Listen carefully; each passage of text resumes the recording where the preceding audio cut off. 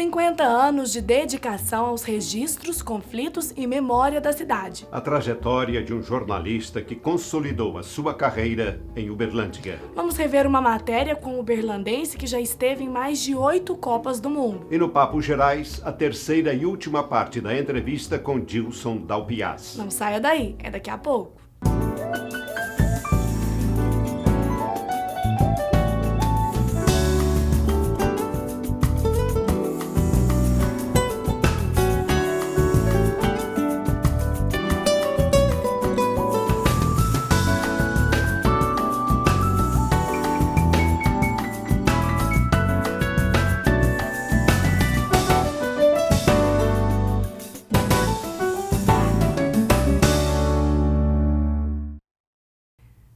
Anos do curso de História da Universidade Federal de Uberlândia. O curso de História da UFO comemora as conquistas e evoluções com uma programação especial que envolve seminários, exposições e atrações culturais em 2014. Confira!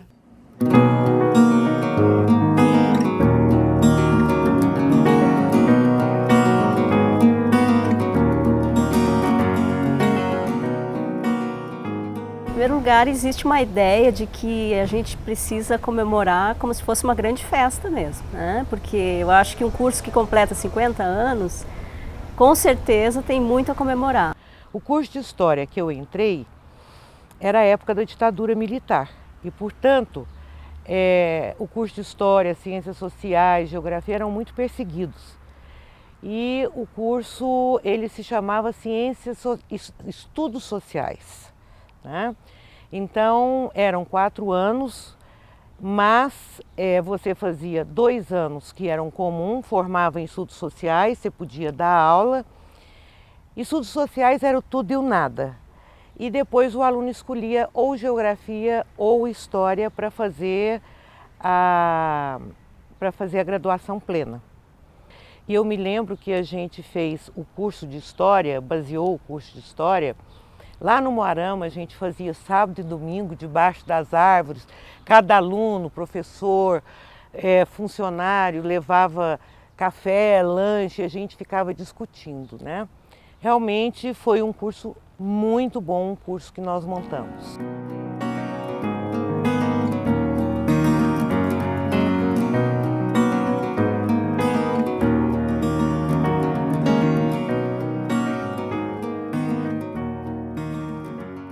Acho que as leituras, as reflexões, os debates que são colocados em sala de aula acabam favorecendo a gente enquanto ser humano, sujeito histórico ativo, de repente, se perceber no contexto em que vive, a se enxergar enquanto um sujeito mesmo ali e perceber o outro também da mesma maneira. Não que os outros cursos não favoreçam nesse sentido, mas eu acho que o curso de História dá pra gente isso, favorece a nossa criticidade social, a nossa criticidade educacional, as nossas relações sociais e por isso talvez seja um curso tão amplo.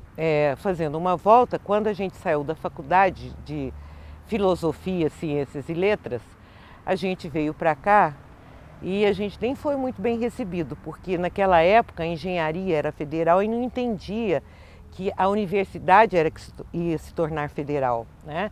É como se nós estivéssemos ocupando um espaço que era deles. E a gente começou trabalhando nos barracões, onde é a mecânica hoje, né? Cada professor tinha um armarinho pequenininho e tinha mesas enormes, né? Que a gente sentava, não tinha sala de aula para professores, para atendimento.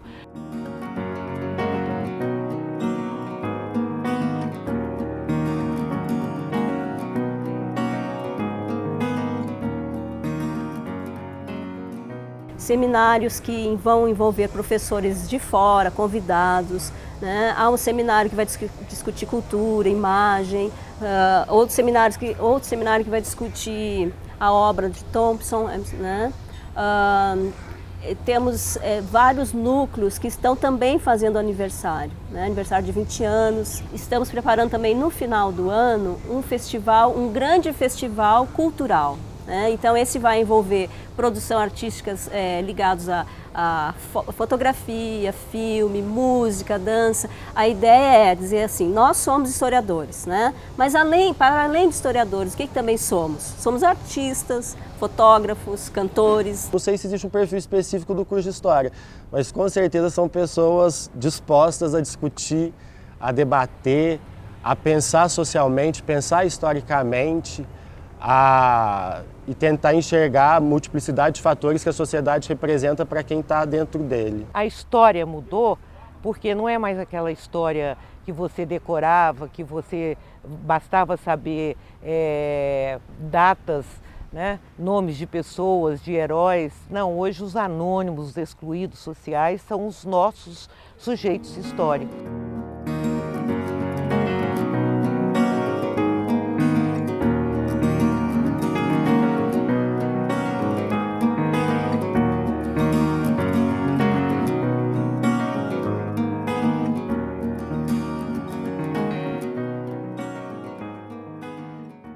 Ele nasceu em São Paulo, mas escolheu Uberlândia para consolidar a sua carreira no jornalismo. Márcio Alvarenga revela suas principais entrevistas e fala sobre a durabilidade de seus programas na rádio universitária. Veja a seguir.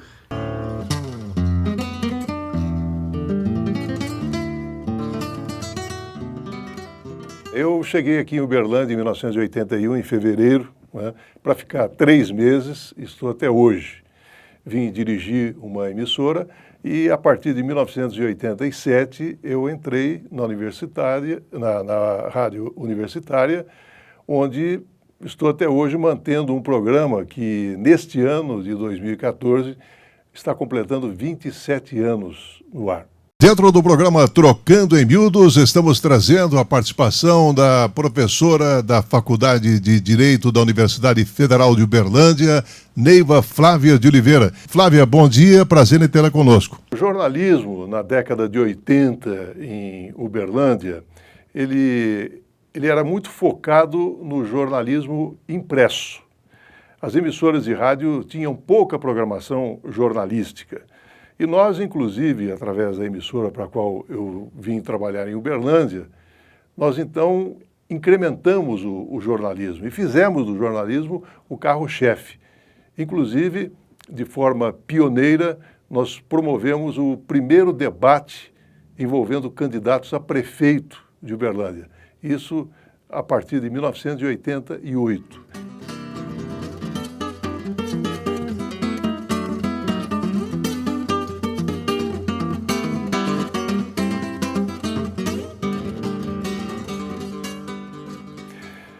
Convivi de uma forma muito difícil com a censura. Você fazia as entrevistas, essas entrevistas eram grosadas, eram cortadas sumariamente. Eu, em 1967, fui o primeiro jornalista brasileiro a entrevistar o Anselmo Duarte, que estava brigado com a imprensa brasileira, e eu consegui essa entrevista, que teve a duração mais ou menos de 40 minutos, e o censor liberou apenas 5 minutos.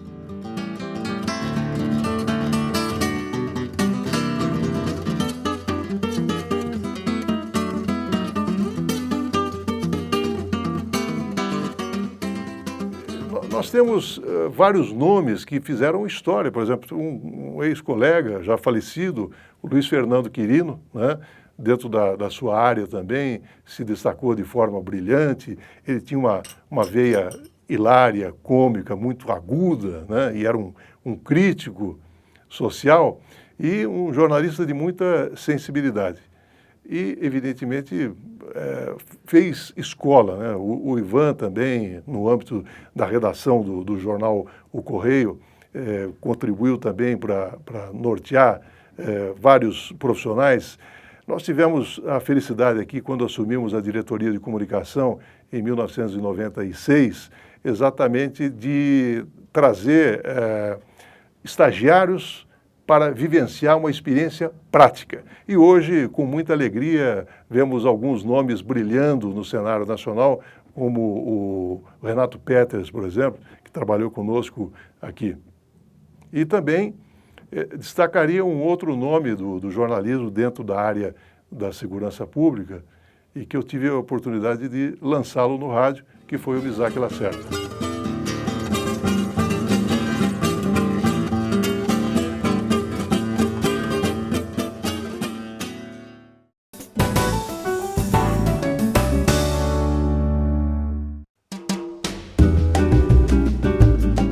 O Fogão de Minas atingiu a maioridade. São deliciosos 18 anos primando pelo incomparável sabor da cozinha mineira. Verdadeira maturidade em serviço, qualidade e variedade. É como alcançar a melhor idade com disposição para continuar oferecendo tudo de bom. São 18 anos de amor pelo amigo fiel. O Fogão, o melhor de Minas.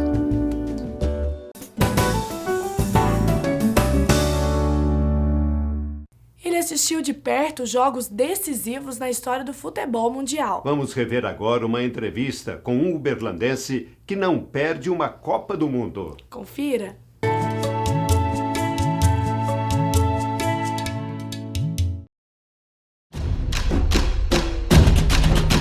Na década de 60, eu jogava futebol, eu era goleiro.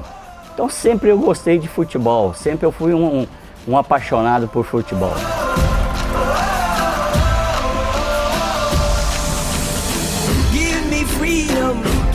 A primeira oportunidade foi em 70 no México, numa época que eu tinha muita pouca condição financeira ainda.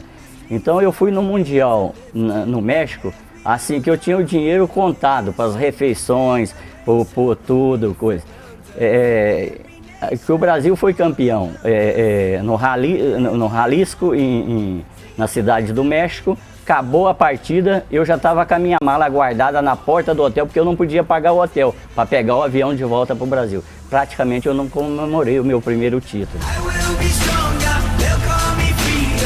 A Copa de 78 foi na Argentina. Nós fomos roubados, porque tem aquela história que o Quiroga vendeu por 1 milhão, porque era a época da ditadura argentina, e eles tinham que ser campeão. Eles compraram o time do Peru para perder de goleada, perder de 6-0, e o Brasil perdeu em saldo de gol. Qual foi a melhor seleção que você viu? Eu sempre digo, foi a seleção de 82. Foi uma seleção que não foi campeã, mas era uma máquina de jogar futebol. Por sinal, foi a época que se abriu os jogadores brasileiros na Europa. 86 foi minha volta ao México, uma volta assim espetacular, e foi uma Copa assim que o Brasil fez umas partidas espetaculares, mas cometeram um grande erro quando puseram o Zico, que o Zico estava machucado, e dentro do jogo Brasil e França, o Zico perdeu um pênalti e perdemos a Copa nos pênaltis também.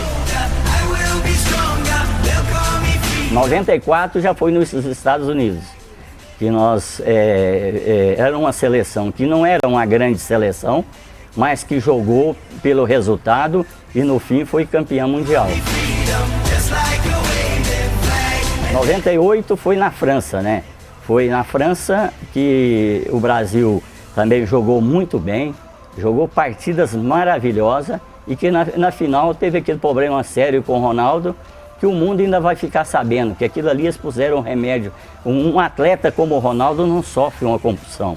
Então aquilo ali puseram um remédio, porque o Ronaldo era o jogador que ia decidir a Copa. Era o melhor jogador. Aí em 2002, ele na Coreia e no Japão, ele decidiu a Copa para o Brasil. Que foi uma Copa também maravilhosa. O Brasil ganhou todas as partidas.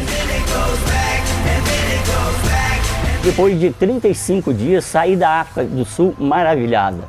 A África do Sul é um país maravilhoso. A Copa foi uma organização perfeita. Nós temos um projeto agora para a próxima Copa, que nós vamos alugar um ônibus, vamos pintar ele com as cores do Brasil. A família Alves na sua 12ª Copa.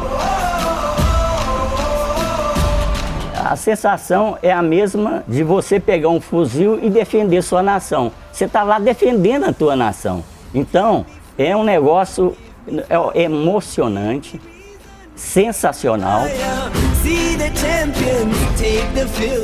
No próximo bloco, a terceira e última parte da entrevista com Dilson Dalpiaz no Papo Gerais. É daqui a pouco, não saia daí.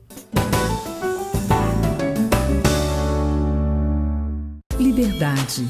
Liberdade para se expressar, sorrir, amar. Liberdade para ser feliz, para ser eu mesma, para olhar no espelho e enxergar o quanto sou bela. Sou filha do amor e do prazer. Sou criação divina. Sou reflexo da minha alma. Sou jovem, madura, criança. Adoro viver. Vivo a liberdade de ser eu mesma. Vivo mais com Labelle. Algar, um dos maiores grupos empresariais do Brasil. Uma organização que atua em diversos segmentos. Uma empresa comprometida com o futuro, que está presente em todo o território nacional. Somos milhares de associados que trabalham para servir nossos clientes com soluções simples, confiáveis e inovadoras nos setores de TIC, agro, serviços e turismo. Conheça a Algar e saiba como nós podemos servir você e sua empresa. Algar, gente servindo gente.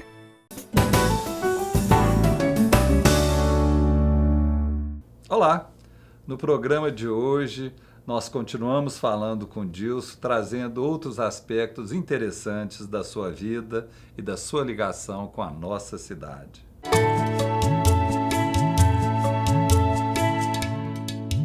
Ô Dilson, como que foi essa passagem sua aí durante um bom período pela Prefeitura de Uberlândia? Aprendizado. Tudo na vida é aprendizado, né? Até foi curioso, porque o prefeito eleito, eu tinha um contato muito estreito com ele enquanto deputado federal. Durante todas as leis da CTBC, todo o relacionamento que a gente desenvolvia em Brasília com ministérios, ele sempre tinha sido um deputado muito operante. E da região, então a gente tinha muitas interações, né? E mesmo na CIUB. E ele falou, escuta, eu estou montando meu secretariado e queria te convidar para ser secretário de Desenvolvimento Econômico, porque é uma área que você conhece e eu preciso de um relacionamento com o empresariado bem estreito, que tenha uma interlocução fácil e sempre, tradicionalmente, essa área vem da CIUB. E você foi presidente lá, então eu já fiz os meus entendimentos e estou te convidando. Eu falei, puxa vida, mas nesse momento, eu ainda tenho várias atividades lá na Algar, eu estou já num phase-out. Falou, não. Eu falei, não sei se eu vou dar conta disso, né? Aí ele falou assim, escuta, empresário, cidadão, vive falando mal da prefeitura e da área pública. É a chance que você tem de ajudar a consertar. Não deu saída, né? Não deu saída, né? E eu fui lá, então fiquei esse tempo. Mas eu diria assim que o que a gente aprende mesmo é respeitar as identidades dos entes, seja pessoa, seja um animal ou seja uma instituição. Porque cada um tem a sua peculiaridade, cada um tem seu ritmo, cada um, eu fiz uma metáfora fácil de procurar responder isso, tem um metabolismo. Então você tem uma lebre e tem uma tartaruga. Se você olhar a lebre intrinsecamente, é um animal perfeito, uma espécie integrada na natureza que cumpre o seu papel. Se você olhar uma tartaruga, da mesma forma. Ela, para sobreviver, ela desenvolveu uma morfologia própria, né? Ela tem aquela carapaça, ela se move mais lentamente, mas o organismo dela é um organismo similar ao da lebre, inserido na natureza, na fauna, com ritmos diferentes. Então são dois animais perfeitos, imprescindíveis, fazem o equilíbrio do ecossistema, tem ritmo diferente. Então é assim, né? Nesse momento eu estava numa reunião discutindo uma proposta de lei, Então, mais uma vez, lembrando o seguinte, na área privada, o que não está escrito que é proibido, você pode fazer. Se não está escrito que a velocidade limite é 60, você pode andar a 70, 80, 100, não está escrito. Na área pública, só vale aquilo que está escrito. Então, você só pode fazer o que está escrito. Então, isso rege um pouco do ritmo desses dois sistemas. Porque a área pública você tem que seguir, está na lei. Se não está na lei, você vai ir contra a lei e vai ser responsável perante as instituições, o Ministério Público, a sociedade, os tribunais de conta, de que você está fazendo algo contrário ao que determina de ser feito com o dinheiro, com o recurso do cidadão.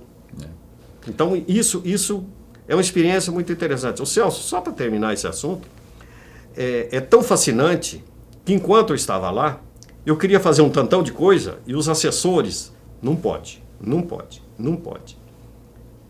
E aquilo foi, por coincidência, surgiu uma oportunidade de uma pós-graduação em gestão pública na UFO. Adivinha se eu fui fazer? Terminei uma pós-graduação em gestão pública para criar um conceito, um embasamento, uma compreensão de como funciona a área pública. Né? Daí, a outra parte, né, que eu fui parar em Belo Horizonte. Mas comenta sobre ela. Então, eu diria que foi mais ou menos uma consequência, né? As coisas foram acontecendo numa sequência. Eu já estava no segundo mandato do prefeito, né, no segundo ano, e ele falou, eu estou com um convite aqui do governador para você, para ir na área de atração de investimentos para o Estado. Então, era uma extensão, uma ampliação do que eu fazia aqui, né, na prefeitura. Então, eu fui, o INDE é uma organização sem fim lucrativo, né, é um instituto, e o papel dele é uma agência de atração de investimento mesmo. Tem o apoio de toda a máquina do estrutura do Estado, incluindo um banco, que é o BDMG, que é um dos mantenedores, e a CEMIG, que é a instituição que oferece energia, um monte de recursos de infraestrutura. Então, foi uma experiência fabulosa, eu conheci muitas pessoas, interessantíssima, participei de projetos de relevância para o Estado, né? Coincidentemente, e não dirigido em detrimento das outras regiões, alguns projetos importantes vieram para Uberlândia, mas muito mais por mérito da cidade de Uberlândia, pelo que ela tem a oferecer a esses empresários, né? Porque é o empresário que decide para onde ele quer ir. Então, fiquei lá até dezembro. Dilson, qual que é a imagem que Uberlândia passa para o pessoal de Belo Horizonte? Provocação, né? Eu creio que lá, essa história de divisão do triângulo, isso aí é coisa superada, né? Isso aí está superado. Mas, de novo, o Triângulo Mineiro, ele é muito diferente do resto do estado de Minas. Ou diria, de algumas regiões, a diferença acontece em vários aspectos. Começa da topologia, da topografia, né? Aqui, em linha geral, nós temos planície, né? Minas é cantada em verso pelas montanhas, pelas alterosas, né? Nós precisávamos ter poetas aqui para falar das nossas planícies, né, Celso? Então, os grandes escritores, né? A gente vê, eu presto atenção nos filmes do Estado, né? Lá eu brigava por isso. Mostra muito, mas mostra as coisas das outras Minas. Já dizia o Guimarães, ou Drummond, não lembro. É Drummond? Minas são muitas. É o Guimarães. É o Guimarães, né? São muitas e são gerais, né? Então, esse conceito, se eu for para resumir assim, enquanto eu era líder empresarial aqui e secretário, a resposta que eu obtinha lá quando eu ia reivindicar, tem regiões que precisam muito mais, né? Tem regiões pobres. Aí você vem o Antônio de pobre. Vocês são ricos, né?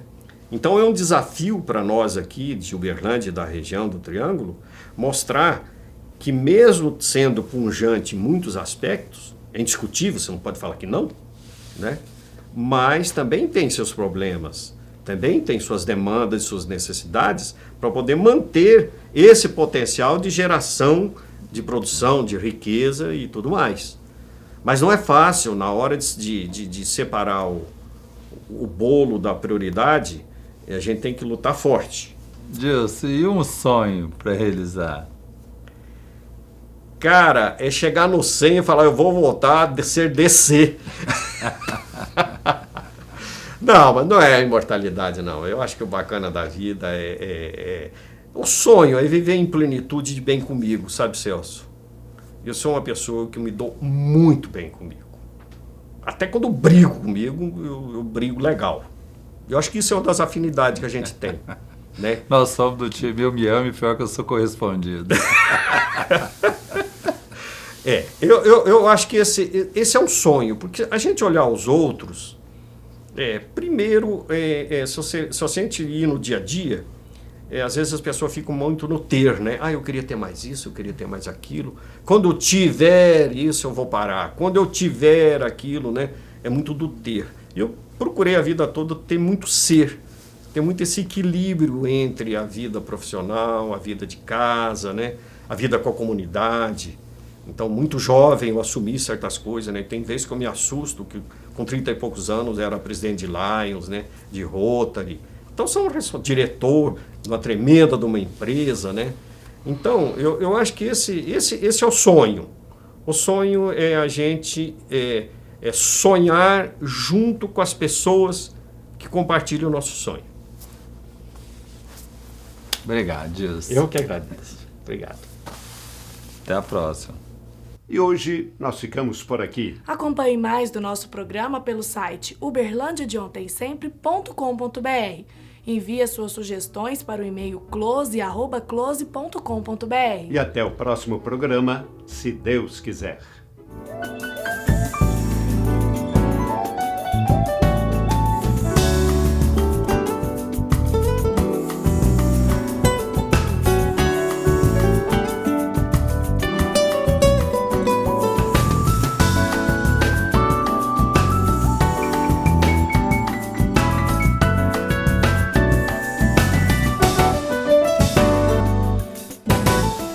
Patrocínio Algar. Gente servindo gente.